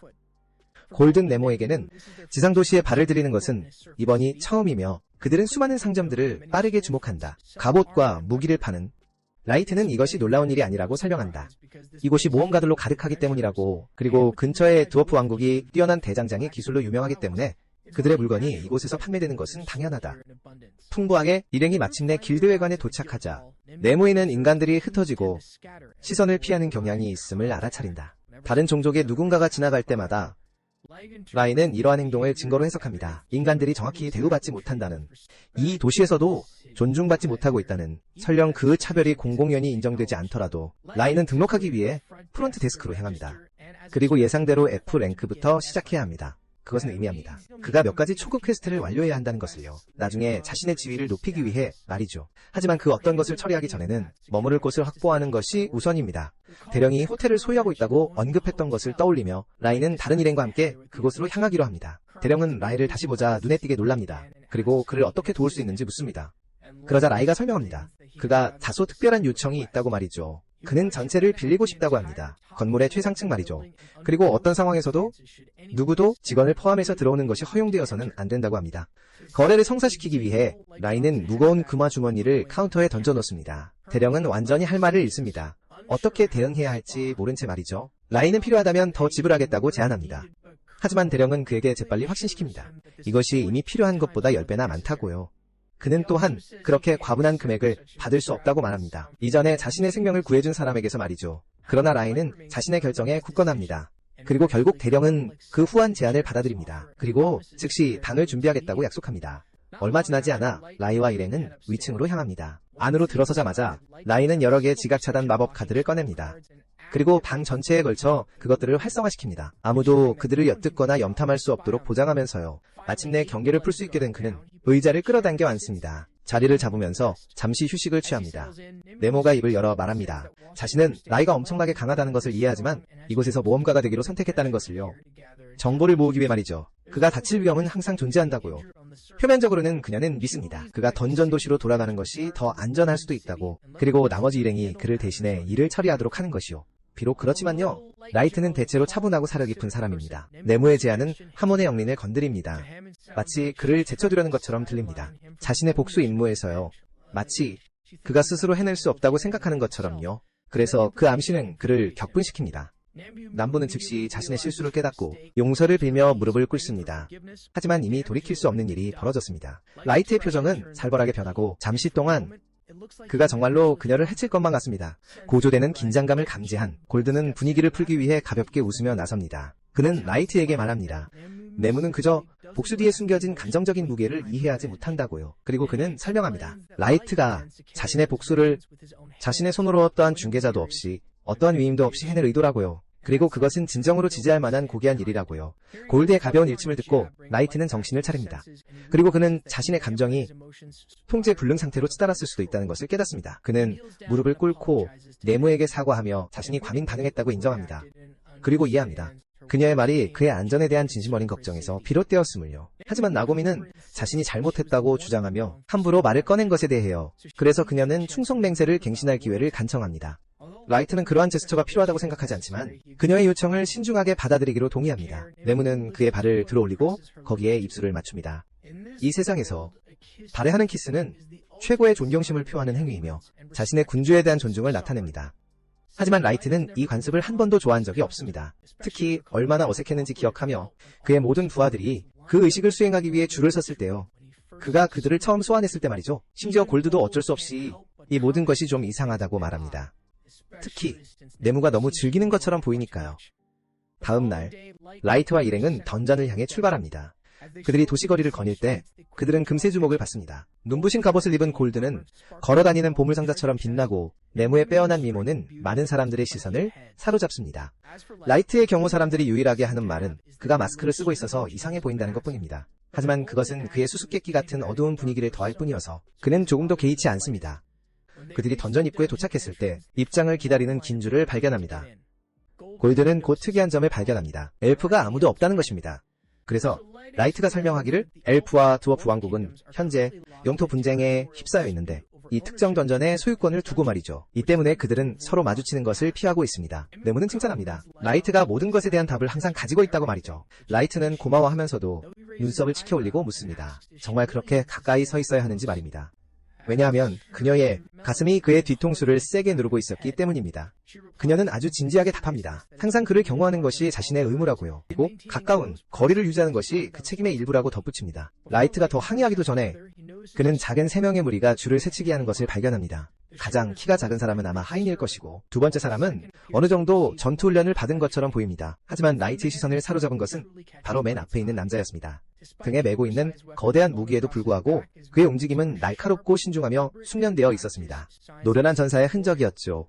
주변 인간들은 그에게 맞서는 것을 주저합니다. 치명적인 반응을 초래할까 두려워하는 듯합니다. 하지만 라이트는 그런 두려움이 없습니다. 앞으로 나서서 그는 무례하게 새치기 한 엘프를 나무랍니다. 줄을 새치게 하는 것은 용납될 수 없다고 분명히 말하죠. 엘프는 즉시 분노로 휩싸입니다. 그가 깨달았을 때 말이죠. 인간이 감히 자신에게 말을 걸었다는 것을요. 그는 칼을 잡으며 분명히 상황을 악화시킬 준비가 되어 있었습니다. 하지만 그를 동반한 노인이 조용히 충고합니다. 괜히 소란을 피울 가치가 없다고. 그렇게 사소한 일로 잠시 멈칫한 후 전사는 마지못해 동의하고 줄 맨 뒤로 이동합니다. 하지만 라이트를 지나칠 때 그는 몸을 숙여 차갑게 경고합니다. 그런 무례를 보인 것을 후회하게 될 것이라고? 엘프가 시야에서 사라지자 주변 사람들은 라이트를 응원하기 시작합니다. 거만한 불량배에게 맞선 것에 박수를 보내며 아까 그 아이들은 심지어 돌아와 직접 그에게 감사 인사를 전합니다. 마침내 다가갈 용기를 내어 라이트는 그들에게 감사할 필요 없다고 말합니다. 그저 자기 이익을 위해 행동했을 뿐이라고. 하지만 아이들은 그럼에도 불구하고 진심으로 감사해야 합니다. 바로 그때 아이들 중 한 명이 골드에게 호기심 어린 표정으로 묻습니다. 그의 갑옷이 정말 실제 금으로 만들어진 것인지. 근처에 있던 모든 사람이 같은 것을 궁금해했기 때문에 골드가 대답하기도 전에 니무가 끼어들어 그의 갑옷은 전혀 금으로 만들어진 것이 아니라고 설명합니다. 만약 그렇다면 어떤 의미 있는 보호도 제공하기에는 너무나 무를 것이라고. 소녀는 골드가 갑옷을 과시용으로 입는 것이냐고 묻기 시작하지만 그의 친구들이 재빨리 그를 제지합니다. 그것이 무례하게 들릴 수 있다는 것을 깨닫고. 그럼에도 골드는 전혀 불쾌해하지 않습니다. 미소를 지으며 그는 자랑스럽게 인정합니다. 자신이 확실히 주목을 끌기 위해 입는다고 어떤 색도 빛나는 것을 더 잘 반영하지 못하기 때문이라고. 그가 기사로서 되고자 노력하는 본보기를. 아이들이 묻자 대화의 주제가 바뀝니다. 라이트 일행이 던전에 처음으로 모험을 떠나는 것인지 던전으로 향하는 것인지. 라이트는 맞다고 확인하지만 어떻게 짐작했는지 궁금해합니다. 아이들은 설명합니다. 2층은 보통 더 숙련된 모험가들을 위해 마련되어 있으며 높은 입장료 때문에 대부분의 입장객들은 안에서 야영할 준비를 하고 온다고. 그리고 라이트 일행은 눈에 띄는 장비를 가져오지 않았기 때문에 알아보기 매우 쉬웠다고 합니다. 그들이 이 특정 던전에는 처음이라는 것을 바로 그때 경비병이 다음 파티에게 진행하라고 부릅니다. 아이들은 손을 흔들어 작별 인사를 하고 함께 던전 안으로 달려갑니다. 그들이 사라지는 것을 보며 라이트와 다른 이들은 자신들도 장비를 챙겨야 할지 고려합니다. 가짜 장비, 실제 보급품은 모두 보관되어 있지만 아이템 상자 안에 있어도 노력할 가치가 있을지도 모른다. 단지 완전 초보처럼 보이지 않기 위해서 잠시 후 마침내 그들이 들어갈 차례가 되었다. 라이트에게는 이것은 그가 던전에 발을 들인 첫 번째 경험이다. 심연이 아닌 던전은 만화로 가득 차 있으며 그 만화는 더욱 강력해진다. 더 깊이 들어갈수록 몬스터를 자주 생성하고 함정과 심지어는 전체 생태계까지 만든다. 본질적으로 던전 내부는 그 자체로 하나의 세계처럼 기능한다. 그들이 1층에 도착하자 라이트는 그룹에 은폐 마법을 걸었다. 발각되지 않도록 보호하며 그리고 그것과 함께 그들은 함께 2층을 향해 날아가기 시작했다. 동시에 이전에 등장했던 엘프는 오크무리에게 격렬하게 분노를 표출하고 있었다. 하찮은 인간이 감히 자신에게 그렇게 건방지게 말을 걸었다는 것을 받아들일 수 없었기 때문이다. 그 이름은 캐토이메그는 자신을 엘프 왕국의 전설적인 영웅이라고 크게 선언한다. 마에스트로의 피가 자신의 혈관에 흐른다고 자랑하며 자신이 존경받을 가치가 있다고 말한다. 그는 비통하게 중얼거린다. 이런 굴욕은 결코 일어나지 않았을 거라고. 만약 자신의 레벨이 지금처럼 낮지 않았다면. 하지만 그와 함께 여행하는 장로 야녹은 그에게 레벨 1, 500은 엘프의 표준 상한선을 이미 훨씬 넘어선 것이라고 상기시킨다. 하지만 키스는 여전히 그 생각에 코웃음을 쳤다. 충분하지 않기 때문에 그는 압도적인 힘이 필요하다고 말한다. 감히 자신을 비웃거나 깔보는 모든 광대를 지워버릴 수 있는. 야녹은 분명히 자신만의 어떤 원한을 품고 있기에 그 감정을 이해한다고 말한다. 결국 그는 아무도 존중하지 않는 연구 때문에 추방당했으니. 그래서 만약 그 연구를 사용할 기회가 있다면 캐토가 더 강해지도록 돕기 위해 그는 전적으로 동의한다. 한편 던전의 다른 쪽에서는 라이트와 그의 팀이 이미 3층까지 내려왔다. 막대한 오크 무리를 막 소탕한 후 라이트는 길드에 대한 자신들의 힘의 증거를 충분히 모았기 때문에 이제 돌아갈 좋은 시기라고 제안한다. 게다가 지난 전투에서 그는 엉망이 되었죠. 그리고 그는 깨끗이 씻고 싶어합니다. 네모는 그 말을 듣자마자 열정적으로 자원하죠. 그의 몸을 구석구석 전부 씻겨주겠다고요. 그들이 다시 위로 돌아오자 라이트는 대꾸조차 하지 않습니다. 그들이 다시 위로 올라가는 동안 라이트와 일행은 아까 그 아이들을 발견하죠. 그들과 만나기 위해 내려가지만 채 말을 하기도 전에 숲속 깊은 곳에서 큰 소동이 벌어집니다. 갑작스러운 혼란 속에서 수십 마리의 늑대들이 나무 사이를 헤치고 돌진해옵니다. 아이들은 재빨리 당황하며 라이트에게 후퇴해야 한다고 말합니다. 왜냐하면 저렇게 많은 적들을 상대할 수 없기 때문이죠. 하지만 라이트는 침착하게 아이들에게 늑대들이 진짜 위험이 아니라고 말합니다. 훨씬 더 나쁜 무언가가 오고 있기 때문이라고요. 잠시 후 땅이 흔들리고 거대한 4개의 낫을 가진 사마귀가 모습을 드러냅니다. 어린 모험가들은 눈앞의 광경에 완전히 믿을 수 없다는 듯이 쳐다봅니다. 왜냐하면 그 사마귀 몬스터 종은 10년 전에 전멸한 것으로 알려져 있었기 때문입니다. 그리고 그들은 분명히 혼자서는 재빨리 처리할 수 없는 상대였죠. 그룹의 리더는 미아에게 사마귀를 공격하라고 말합니다. 마법으로 주의를 분산시키라고요. 그는 그것만으로는 충분하지 않다는 것을 압니다. 그래서 절망적으로 라이트와 다른 이들에게 도움을 청합니다. 그 생명체를 혼란스럽게 만들어서 모두 안전하게 도망칠 수 있도록 도와달라고 간청하죠. 하지만 라이트는 그들이 후퇴할 계획이라는 말을 듣자 태연하게 묻습니다. 그가 직접 처리해도 괜찮다는 뜻이냐고요. 아이들은 그가 미쳤다고 생각합니다. 그 정도 크기의 사마귀는 아마도 최소 레벨 500은 될 것이기 때문이죠. 하지만 라이트는 걱정할 필요 없다고 그들을 안심시킵니다. 자신과 동료들이 충분히 잘 처리할 수 있다고 말이죠. 그때 골드가 첫 공격을 날리기 위해 앞으로 나섭니다. 하지만 놀랍게도 사마귀는 그의 여러 공격을 막아냅니다. 최소한의 피해만 입으면서 말이죠. 이는 곧 그 녀석의 발톱이 예상보다 훨씬 단단하다는 뜻이었습니다. 다음은 라이트가 나섭니다. 그리고 곧바로 사마귀에게 불타는 화살을 발사합니다. 하지만 명중하기 직전 사마귀는 화살의 방향을 바꿉니다. 그리고 그를 향해 다시 날려보냅니다. 이 광경을 지켜보던 아이들은 라이트가 그리고 다른 일행이 심각한 위험에 처할까봐 걱정하기 시작합니다. 그래서 그들은 물리아에게 서둘러 주문을 외우라고 재촉합니다. 하지만 그녀는 너무 충격을 받아 집중할 수 없습니다. 방금 목격했기 때문이죠. 라이트가 고위급 전투 마법을 발동시키는 것을요. 주문도 외우지 않고 말이죠. 그리고 그녀는 전혀 몰랐습니다. 그런 일이 가능했다는 것을요. 나머지 아이들은 마법에 익숙하지 않기 때문에 무엇이 대단한 일인지 제대로 판단할 수 없습니다. 그래서 그들은 나서야 할지 말아야 할지 모릅니다. 하지만 골드가 그들에게 말합니다. 이번 일은 빠지는 게 낫다고요. 게다가 그는 그들에게 짧은 진정한 기사의 의미에 대한 교훈을 줍니다. 우선 그는 자신의 방패가 단순히 막기 위한 것이 아니라고 설명합니다. 그리고 사마귀가 그에게 덤벼들 때 그는 몸을 돌려 완벽하게 공격을 받아칩니다. 사마귀의 앞다리 중 하나를 완전히 파괴하면서 말이죠. 그는 이어서 기사는 절대 빈틈을 놓쳐서는 안 된다고 덧붙입니다. 그리고 사마귀가 아직 충격에서 비틀거리는 틈을 타 골드는 그 뒤로 이동하여 다리 중 하나를 베어냅니다. 라이트는 이어서 불화살을 한 번 더 발사합니다. 하지만 이번에는 사마귀가 화살을 튕겨낼 때 화살들이 공중에서 휘어져 사마귀의 등 뒤를 맞춥니다. 라이트가 화살들의 궤적을 완전히 제어하고 있습니다. 그래서 사마귀가 어떤 수를 써도 화살들은 매번 목표를 찾아낼 것입니다. 결국 사마귀는 모든 팔다리가 완전히 날아가 버립니다. 그리고 라이트에게 승산이 없다는 것을 깨닫고 숲을 향해 몸을 돌려 필사적으로 달아나려 합니다. 라이트는 허를 찔립니다. 그리고 그 생명체가 지능이 있다는 것에 놀랍니다. 자신이 완전히 압도당했을 때를 알아차릴 만큼요. 그리고 후퇴를 시도하는 것에 말이죠. 하지만 그는 그것을 도망치게 할 의도가 없습니다. 방금 일어난 모든 일을 생각하면 말이죠. 그래서 그는 빠르게 거대한 불의 벽을 사마귀의 경로에 시전해 숲으로 가는 길을 막습니다. 그리고 미아는 완전히 할 말을 잃습니다. 그녀는 그렇게 넓은 범위에 전술 마법을 그렇게 순식간에 시전하는 것을 평생 본 적이 없습니다. 그리고 앞길이 막히자 사마귀는 더 이상 도망갈 곳이 없습니다. 하지만 아직 날개는 남아있습니다. 그래서 살아남기 위한 마지막 노력으로 그것은 공중으로 몸을 날립니다. 하지만 그것이 달아나기도 전에 네모가 뒤따라 하늘로 솟아오르고 날아가는 도중에 손쉽게 산산조각 냅니다. 그녀가 착륙하자 골드가 그녀에게 망쳤다고 말합니다. 그것이 그녀를 정말 짜증나게 하는데 그녀는 라이트가 원하는 대로 정확히 하고 있다고 생각했기 때문입니다. 즉, 괴물을 파괴하는 것이었습니다. 하지만 골드가 설명하기를 그녀가 모든 귀중한 부분들도 없애버렸다는 것입니다. 즉, 팔 것이 아무것도 남지 않았다는 뜻입니다. 마을로 돌아와 자신의 실수를 깨달은 뒤 네모는 즉시 라이트에게 용서를 빌기 시작합니다. 하지만 그는 그녀에게 별일 아니라고 안심시킵니다. 한편 아이들은 여전히 그 자리에 얼어붙어 있습니다.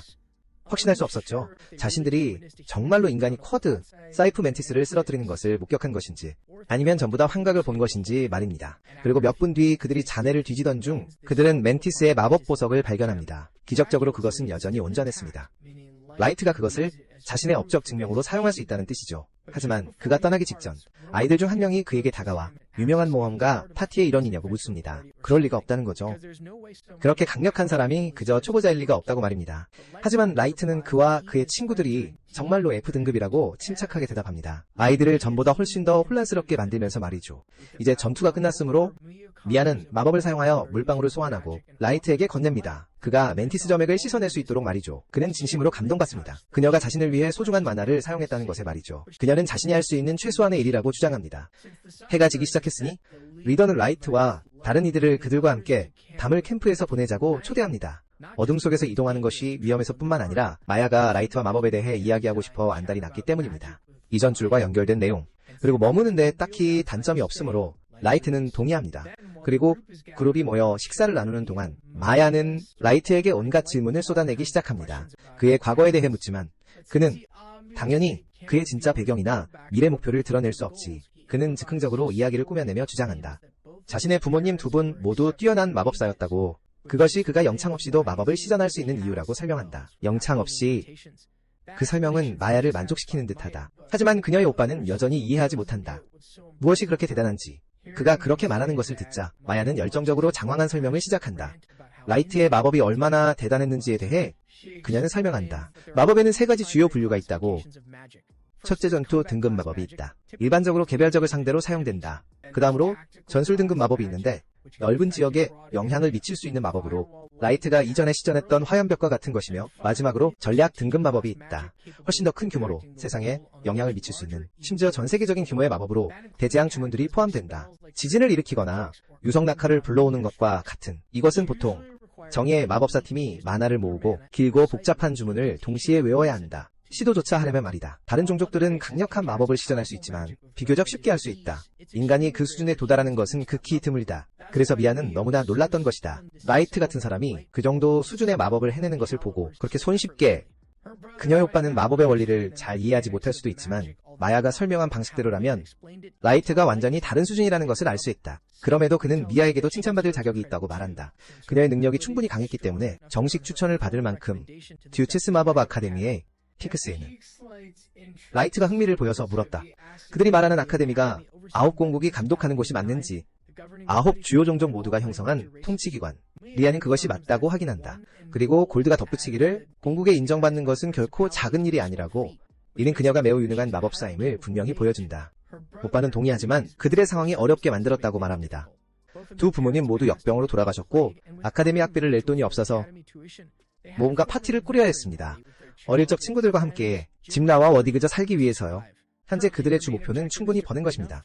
던전 탐험을 통해 결국 마야를 그 아카데미에 보내기 위해요. 하지만 마야는 이미 행복하다고 말합니다. 소중한 사람들과 함께 여행할 수 있는 것만으로도 충분하다고 말이죠. 그래서 자신을 위해 극단적인 일까지 할 필요는 없다고요. 오빠는 무모한 짓은 하지 않겠다고 약속하고, 두 사람이 그렇게 이야기하는 것을 보면서 라이트는 기억을 떠올립니다. 특히 그가 자신의 여동생과 함께했던 순간들을요. 미아와 오빠는 라이트에게 묻습니다. 무엇이 그를 모험가가 되도록 영감을 주었는지요. 그래서 그는 꾸며낸 이야기를 고수하며 부모님이 화재로 돌아가셨고 자신은 심한 화상을 입었으며 그로 하여금 희귀한 상처를 치료할 마법 물약을 찾게 했다고요. 이야기가 너무 비극적이어서 모두 침묵에 빠지고 어떻게 반응해야 할지 몰라 어색한 긴장감을 감지한 주마는 갑자기 물어봄으로써 그것을 깨기로 결심합니다. 골드와 네모가 커플인지요?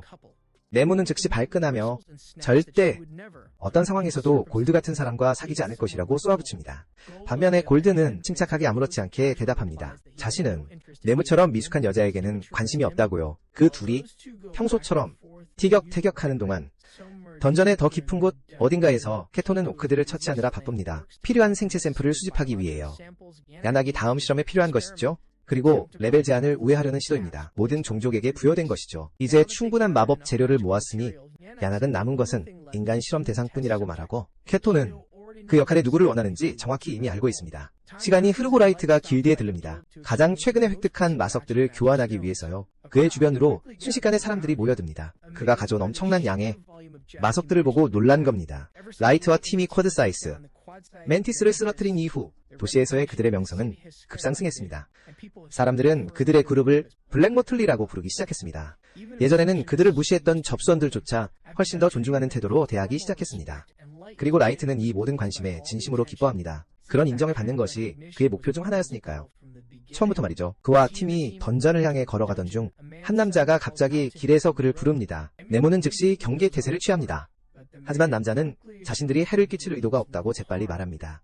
그는 자신을 수빌런이라고 소개합니다. 그리고 옆에 있는 남자는 길버트라고 합니다. 그들은 라이트 일행이 쿼드사이스 멘티스를 쓰러뜨렸을 뿐만 아니라 던전 5층까지 도달했다는 소식을 들었다고 말합니다. 그리고 그가 지나가는 것을 봤을 때 그냥 지나칠 수가 없었다고 합니다. 그 순간 수빌런과 길버트의 나머지 일행이 나타납니다. 던전에 들어갈 시간이라고 알려주면서요. 그래서 그들은 라이트에게 작별 인사를 하고 안으로 들어갑니다. 그들이 가는 것을 보면서 라이트는 마을의 다른 인간들에게 희망을 불어넣고 있다는 사실이 좋다고 생각합니다. 하지만 모든 사람들이 기뻐하는 것은 아닙니다. 다른 종족들 중 많은 이들이 라이트의 커져가는 힘을 공개적으로 부러워하고 그가 사기꾼이라고 확신하기 때문이죠. 하지만 라이트는 어느 정도 예상하고 있었습니다. 하지만 그들이 그의 업적을 자발적으로 받아들이지 않을 거라면 그는 그들이 진실을 인식하도록 만들어야 할 것입니다. 그들이 무시할 수 없는 결과를 보여줌으로써 말이죠. 그리고 던전 안으로 발을 들여놓자마자 라이트는 골드와 네모에게 오늘 5층으로 돌아갈 계획이라고 알립니다. 하지만 내려가기 전에 이전에 봤던 아이들 무리를 다시 발견합니다. 그리고 잠시 들러서 인사하기로 결정합니다. 마야와 다른 아이들은 그를 다시 보게 되어 놀랍니다. 그들이 마지막으로 만난 이후 꽤 시간이 흘렀으니까요. 하지만 마야의 오빠는 사실 절묘한 타이밍이라고 말합니다. 왜냐하면 마야는 라이트에게 무언가를 주고 싶어 했었거든요. 마야는 처음에는 조금 수줍어하는 것 같았지만 결국 라이트에게 작은 것을 건네줍니다. 조개 껍데기 용기였죠. 그 안에는 그녀가 직접 만든 연고가 가득했습니다. 그녀는 그가 겪었다고 말했던 것을 기억합니다. 온몸에 심한 화상을 입었다고 말이죠. 그래서 그녀는 고통을 덜어주기 위해 그것을 만들었습니다. 라이트는 그 친절한 몸짓에 진심으로 감동하지만 그것 때문에 거짓말을 한 것에 대해 약간의 죄책감을 느낍니다. 화상에 대해 그녀에게 거짓말을 한 것에 대해 말이죠. 친절에 보답하고 싶어서 그는 마야에게 줄 자신의 아이템 중 하나를 꺼냅니다. 선물로 줄 팔찌였습니다. 게다가 아주 아름다운 것이었죠. 그래서 마야는 망설였습니다. 확신이 없었죠. 그렇게 값비싸 보이는 것을 받아야 할지 말이죠. 하지만 라이트는 확신시킵니다. 그녀의 선물이 자신에게 정말 큰 의미였다고요. 그리고 그녀가 그 팔찌를 갖기를 바란다고 말이죠. 감사의 표시로요. 마야는 기뻐하며 영원히 소중히 간직하겠다고 약속합니다. 하지만 라이트와 그의 일행이 떠난 후 아무무는 라이트가 정말 SS급 아이템을 그렇게 아무렇지 않게 줘도 괜찮은지 물었습니다. 그 팔찌는 소원 팔찌였으며 작은 기적을 만들어낼 수 있었습니다. 착용자의 의도에 따라서요. 그래서 라이트는 생각했습니다. 마야 같은 사람에게 완벽한 선물일 거라고요. 잠시 후 그들은 5층에 도착했고 그곳은 완전히 눈으로 뒤덮여 있었습니다. 이것은 사실 그들에게 유리하게 작용했습니다. 눈이 훌륭한 은신처를 제공했기 때문이죠. 라이트는 골드와 램에게 예티를 사냥하는 임무를 맡깁니다. 그가 자리를 비운 동안이요. 그리고는 순간이동 아이템을 활성화합니다. 그를 그의 왕자의 방으로 데려다주는 던전도시 안의 방으로요. 그곳에 도착하자마자 그는 따뜻한 차 한 잔과 함께 앉아 그의 팀원들에게 진행 상황을 확인합니다. 그들의 복수작전 진행 상황을요. 엘리는 준비가 거의 완료되었다고 보고하며 곧 다음 단계로 넘어갈 준비가 될 것이라고 말합니다. 라이트는 이 소식에 만족하며 엘리에게 필요한 자원은 무엇이든 자유롭게 사용하라고 말합니다. 이를 순조롭게 진행하기 위해 필요한 것이라면요. 그동안 그는 마이에게 심연의 일을 계속 감독해달라고 부탁한다. 그리고 오유키에게는 남아있으라고 지시한다. 고대 숲을 정찰하는 데 집중하라고 말이다.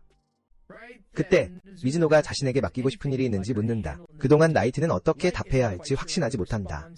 미즈노의 유일한 강점은 몬스터와의 전투에 있기 때문이다. 그래서 그 외에는 그다지 쓸모가 없다. 하지만 그녀가 소외감을 느끼지 않도록 그는 그녀에게 대기하며 도시를 보호하라고 말한다. 위험한 적이 나타날 경우를 대비해서 말이다. 그녀에게는 그것으로 충분하다. 그래서 그녀는 아무도 자신을 지나치지 못할 것이라고 자랑스럽게 선언한다. 그녀가 경계를 서는 동안 라이트는 속으로 미소 짓는다. 자신의 계획이 마침내 펼쳐질 날을 고대하며 말이다. 그리고 그는 매 순간을 만끽하고 싶어한다. 사샤의 얼굴에 드리울 순수한 비참함의 표정을 말이다. 그가 그녀 앞에 섰을 때 던전의 다른 곳에서 길버트와 수빌러는 야영을 했다. 그리고 망을 보고 있었다. 파티원들이 쉬는 동안 어느 순간 수빌러는 볼일을 봐야 했다.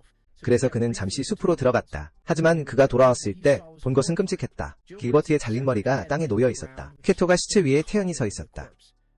잠들어 있던 그들의 두 동료는 이미 조용히 처형된 상태였다. 쾌토는 이 학살이 개인적인 감정에서 비롯된 것이 아님을 분명히 한다. 그것은 전적으로 그의 깊은 인간 종족에 대한 뿌리 깊은 증오에서 비롯된 것이다. 분노에 눈이 먼 설리번은 반격하고 싶어한다. 하지만 그는 자신이 상대가 안 된다는 것을 잘 알고 있다. 그래서 재빨리 생각한 후 그는 연막탄을 던지고 달아난다. 탈출하기로 결심하고 말이다. 그리고 길드에 무슨 일이 있었는지 알리기 위해 그는 자신의 가능성에 대해 자신감을 느낀다. 거의 모든 마법은 쓸모없기 때문이다. 시전자가 대상을 볼 수 없는 하지만 그가 도망쳤다고 생각하는 순간 무언가가 그의 등을 강하게 때린다. 연기 속으로 올려다보자 그는 캡토를 본다. 마법의 호버보드를 타고 그에게로 힘들이지 않고 날아오고 있었다. 잠시 후 설리번은 야나크에게 맞아 의식을 잃는다. 야나크는 캡토가 모든 인간을 죽인 것에 대해 질책한다. 그들을 살려두어야 한다는 것이 명확했음에도 불구하고 하지만 캡토는 뭐가 대수인지 모릅니다.